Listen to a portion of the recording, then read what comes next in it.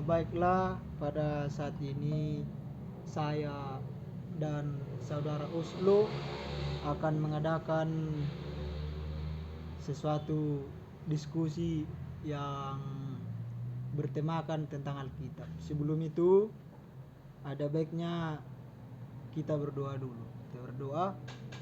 Tuhan di surga, malam ini Tuhan, kami anak-anak-Mu ingin belajar tentang firman-Mu.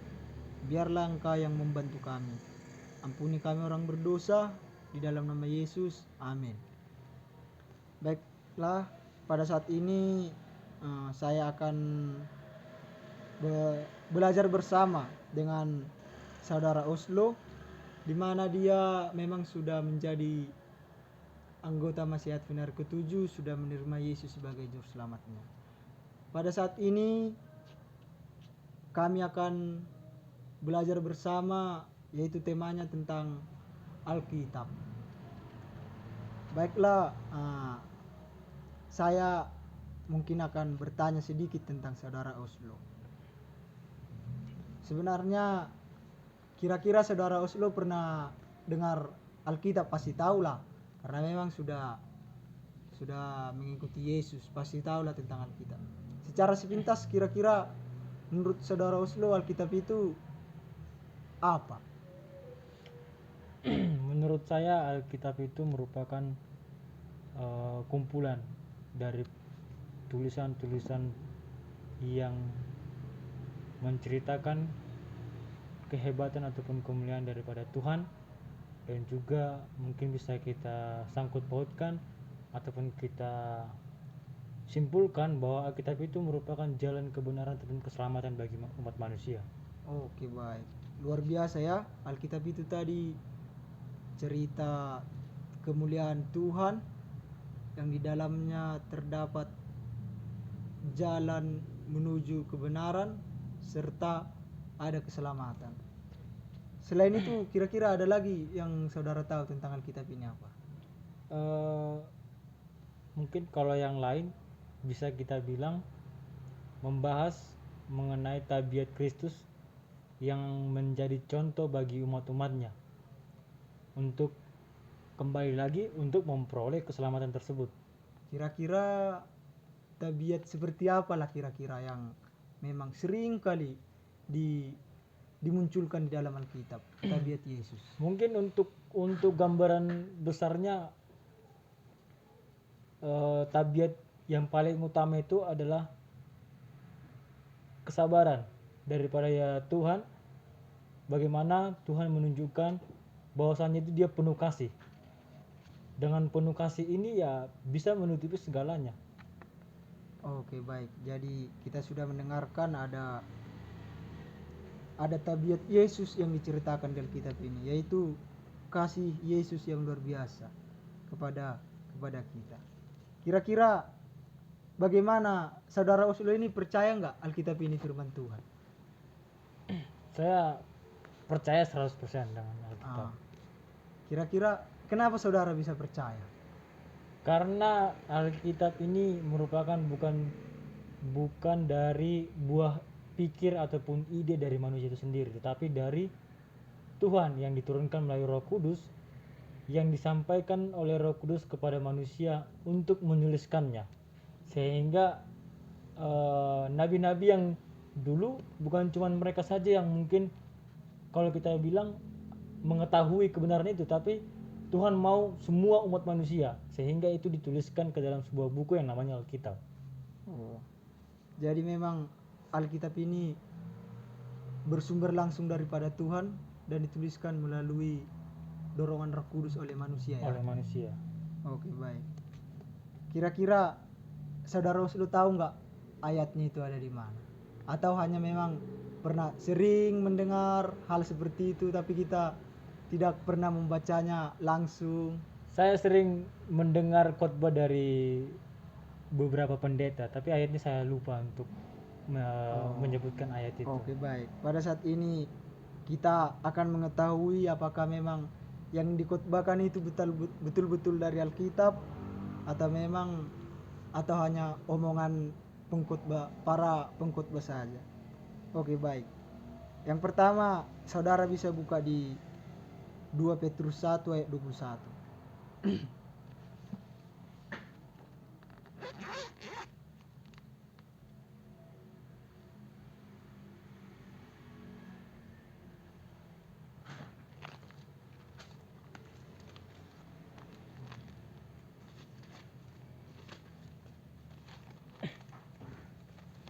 Dua Petrus 1 ayat 21. Saya bacakan. Ya. Sebab tidak pernah nubuat dihasilkan oleh kehendak manusia, tetapi oleh dorongan Roh Kudus orang-orang berbicara atas nama Allah. Nah, dari sini kita tahu ya bahwa memang Alkitab ini enggak asal-asal dibuat orang kan? Benar. Memang betul ini dorongan dari Roh Kudus. Memang Roh Kudus yang menggerakkan supaya memang Alkitab ini ada bagi kita. Bukan memang opini tersendiri, tapi memang dorongan Roh Kudus yang membuat. Supaya lebih yakin lagi, saudara bisa buka di 1 Tesalonika 2 ayat 13. 1 Tesalonika 2 ayat 13. Sukacita atas jemaat. Dan karena itulah kami tidak putus-putusnya mengucap syukur juga kepada Allah, sebab kamu telah menerima firman Allah yang kami beritakan itu, bukan sebagai perkataan manusia, tetapi dan memang sungguh-sungguh demikian, sebagai firman Allah yang bekerja juga dalam kamu yang percaya. Nah, sungguh luar biasa memang. Dikatakan di sini bukan perkataan manusia, tapi memang sungguh-sungguh firman Allah. Jadi memang betul ya yang sering disampaikan orang bahwa memang Alkitab itu ada, Alkitab ini ditulis oleh orang-orang yang didorong oleh Roh Kudus. Jadi bukan hanya kita dengar, tapi saat ini saudara sudah mengetahui bahwa memang terdapat di Alkitab dan sangat jelas dikatakan Alkitab ini ditulis oleh mereka yang didorong oleh Roh Kudus. Kira-kira para penulis itu mendapat pekabaran itu kira-kira dari mana menurut saudara Oslo? Yang terlintas di pikiran sejenak itu, yang Anda tahu sepintas. Mungkin kalau saya pernah baca ataupun juga pernah dengar dari beberapa pendeta, asalnya itu bukan bisa juga, tapi pasti daripada Tuhan itu sendiri. Dan memang ada yang nabi langsung berinteraksi dengan Tuhan, tapi ada juga beberapa nabi yang melalui Roh Kudus ataupun melalui nubuatan bagaikan mimpi. Nah, mungkin itu yang pernah saya baca, saya dengar. Ada yang melalui langsung dengan langsung berkomunikasi dengan Tuhan. Iya. Ada juga melalui mimpi. Oke, baik.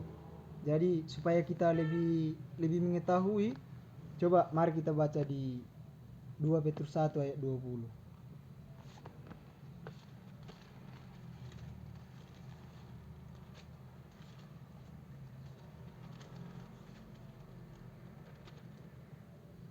Sampai 21. 2 Petrus 1 ayat 20 sampai 21. yang terutama. Iya. Yang terutama harus kamu ketahui ialah bahwa nubuat dalam kitab suci tidak boleh ditafsirkan menurut kehendak sendiri. Sebab tidak pernah nubuat dihasilkan oleh kehendak manusia, tapi oleh dorongan Roh Kudus orang-orang berbicara atas nama Allah. Betul tadi yang dibilang saudara Oslo ya, berbicara tentang nubuatan melalui mimpi yang seperti saudara Oslo bilang tadi ya, di sana berbicara tentang nubuatan. Mungkin supaya lebih jelas lagi bisa kita baca di Ibrani 1 ayat 1.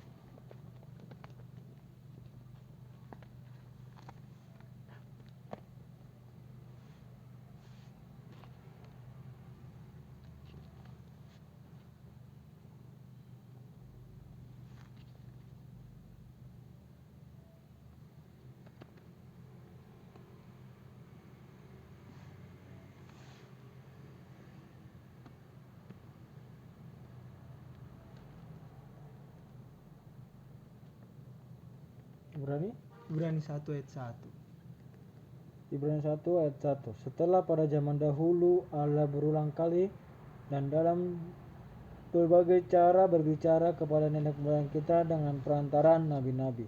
Sangat betul yang dibilang saudara Oslo tadi. Berbicara langsung kepada Nabi-nabi. nenek moyang kita, kepada nabi-nabi. Memang luar biasa ya Alkitab ini. Memang betul Allah itu berkomunikasi kepada nenek moyang kita. Memang sangat luar biasa Alkitab ini, tidak tafsiran sendiri manusia, tetapi memang berasal daripada Allah itu sendiri. Oke, baik. Kira-kira sumber kebenaran Alkitab itu seperti apa yang menurut saudara Oslo? Yakin kan Alkitab ini adalah sumber kebenaran. Kira-kira sumber kebenaran yang seperti apa yang terlintas di pikiran Anda? Jika saya dulu pernah baca Alkitab ini, tapi tidak pernah tuntas, tapi cuma setengah saja. Cuman yang saya bisa ambil kesimpulan bahwasanya sumber kebenaran itu memang kita bisa bilang dari kuasa roh Tuhan yang menuntun kita untuk mengerti akan firman Tuhan ini. Jadi ketika kita sudah mengerti ini, kita akan mengetahui bahwa kebenaran itu menuntun kita kepada keselamatan. Sumber kebenaran kita yang mungkin saudara ketahui yang menuntun kepada keselamatan. Kalau kira-kira kalau kata-kata itu berani menyatakan kita kesalahan, itu bisa nggak disebut sumber kebenaran? Bisa. Soalnya Alkitab itu kan menyatakan kesalahan, mendidik serta menuntun kepada jalan kebenaran. Biar lebih jelasnya kita bisa baca di 2 Timotius 3 ayat 16.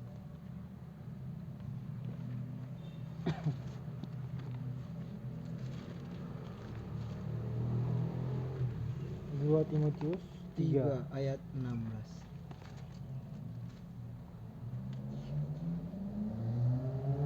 Segala tulisan yang diilhamkan Allah memang bermanfaat untuk mengajar, untuk menyatakan kesalahan, untuk memperbaiki kelakuan, dan untuk mendidik orang dalam kebenaran. Memang luar biasa sekali pengajaran Alkitab ini. Ini adalah buku yang sudah diilhamkan Allah. Yang pertama katanya untuk mengajar.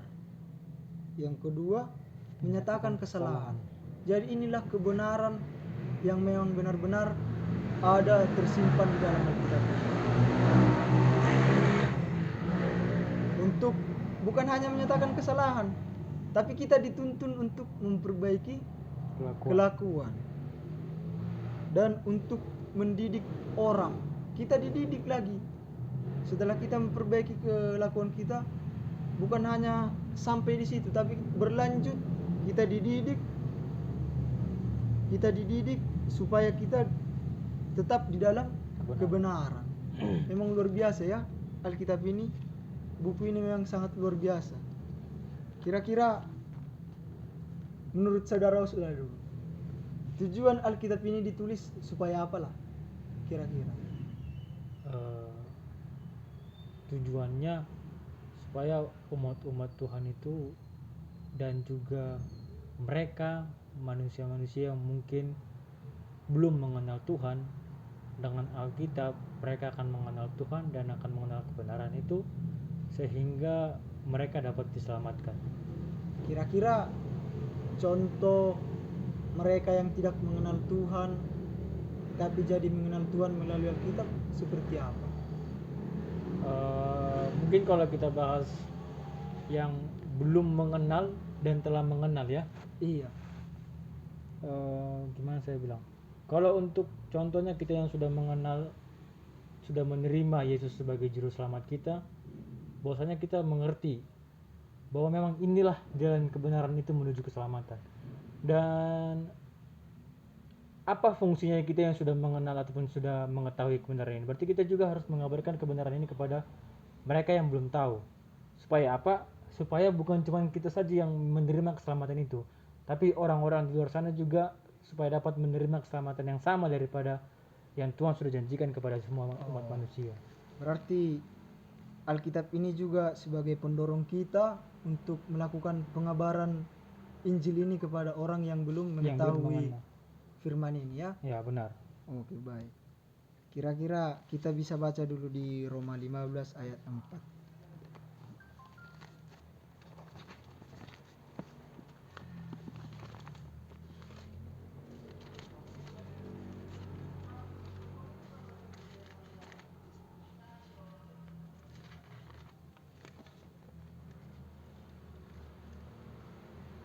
Roma berapa? 15 ayat 4.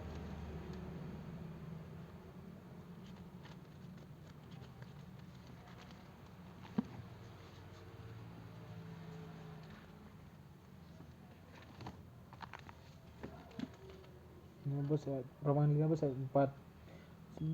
Sebab segala sesuatu yang ditulis dahulu telah ditulis untuk menjadi pelajaran bagi kita, supaya kita teguh berpegang pada pengharapan oleh ketekunan dan penghiburan dari kitab suci.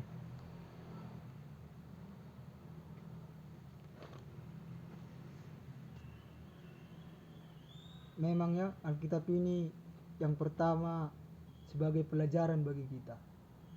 Yang betul tadi saudara sudah bilang bahwa memang kalau kita sudah mengetahui kebenaran itu, ya kita harus sampaikan kepada orang pelajaran ini. Ini memang sangat-sangat betul diajarkan di Alkitab kepada kita. Bisa kita baca lagi ayat selanjutnya di Yohanes 17 ayat 17.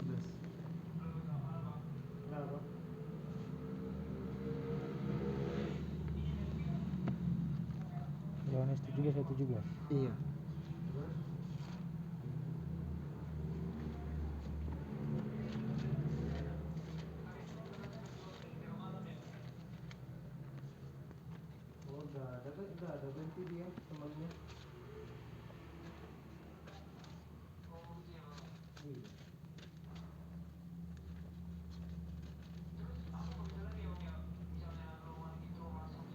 Yohanes 17 ayat 17. Kuduskanlah mereka dalam kebenaran, firman-Mu adalah kebenaran. Sangat jelas ya. Di sini dikatakan memang kita harus menguduskan firman Tuhan ini. Jadi tujuan Tuhan menulis ini firman ini, ya memang kita harus mengikuti, kita kuduskan firman ini. Kita kuduskan firman ini karena apa? Karena firman ini adalah kebenaran. Ya memang luar biasa sekali lagi saya katakan Alkitab ini ya. Karena memang sangat-sangat banyak, sangat-sangat sempurna kita diajarkan untuk melakukan kebenaran di dalam firman. Bisa kita baca lagi di kira-kira yang saudara Oslo ketahui lah dulu. Kan banyak orang yang membaca Alkitab, banyak orang yang membaca tapi tidak paham dengan Alkitab itu sendiri. Padahal dia sudah baca tapi tidak paham. Kira-kira itu kenapa itu ya? Dulu saya juga pernah mengalami seperti itu, tapi saya dapat amanah dari kalau dibilang opung saya atau nenek saya mengatakan sebelum membaca Alkitab itu kita memang harus memfokuskan pikiran kita kepada Tuhan, dan setiap mendahului membaca Alkitab selalu terlebih dahulu menyerahkan diri. Menyerahkan diri itu berdoa kepada Tuhan bahwasanya kita memohon kepada Tuhan untuk tuntunan Roh Kudus agar mengerti setiap firman-firman yang akan kita baca. Berarti kita memfokuskan diri, terus kita berdoa, menyerahkan diri untuk tuntunan Roh kepada kita. Supaya kita mendapat tuntunan Roh. Iya.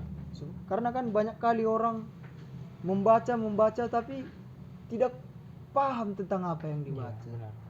Supaya lebih pas atau lebih kita ketahui, kira-kira menurut saudara ada nggak langkah-langkah atau langkah-langkah tersendiri untuk membaca Alkitab?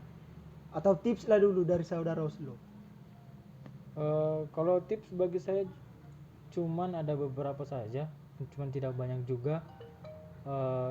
Cuman saya sudah sampaikan tadi untuk beberapa, tapi untuk mempelajari Alkitab itu juga tidak boleh setengah-setengah, artinya bukan menjadi paksaan bagi kita. Dan saya juga menganjurkan kepada teman-teman yang mendengarkan video ini, jika ingin baca Alkitab, luangkanlah waktu kita untuk membaca firman ini, bukan karena banyaknya yang akan kita baca, tetapi dengan ketulusan hati yang memang mendorong kita untuk membaca Alkitab, untuk mengetahui kebenaran-kebenaran yang lebih jauh lagi. Dan waktu yang paling baik bagi saya, menurut saya ini waktu yang paling baik adalah ketika teman-teman ataupun saudara-saudara sekalian bangun tidur. Nah, ketika bangun tidur itu merupakan suatu waktu yang paling tepat untuk membaca firman Tuhan, sehingga mungkin kita akan dapat lebih fokus dan penyerahan kita pun dapat lebih bermakna gitu loh, lebih mengenai tentang niat kita ataupun memang kemauan kita untuk membaca Alkitab itu. Oke, baik. Tadi saya bertanya kan, atau kita membahas tentang langkah-langkah sebenarnya bagaimana membaca Alkitab itu supaya kita bisa mengerti. Biar coba kita bacakan dulu, coba kita baca di 2 Petrus 1 ayat 20. Ini berbicara bagaimana kita supaya paham pada saat membaca firman Tuhan ini.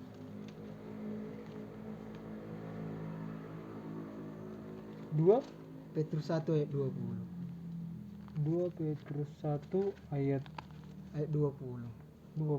Yang terutama harus kamu ketahui ialah bahwa nubuat-nubuat dalam kitab suci tidak boleh ditafsirkan menurut kehendak sendiri. Sangat betul ya, karena banyak sekali orang, saudara percaya nggak, banyak sekali orang di luar sana baca Alkitab tafsirkan sendiri. Banyak. Jadi melalui ayat ini dijelaskan ya, bahwa kita diajarkan jadi jangan menafsirkan sendiri-sendiri. Ini bukan melalui pemikiran manusia. Jadi ini jangan kita tafsirkan pakai pikiran kita sendiri. Coba kita baca di Yohanes 16 ayat 13 sampai 14.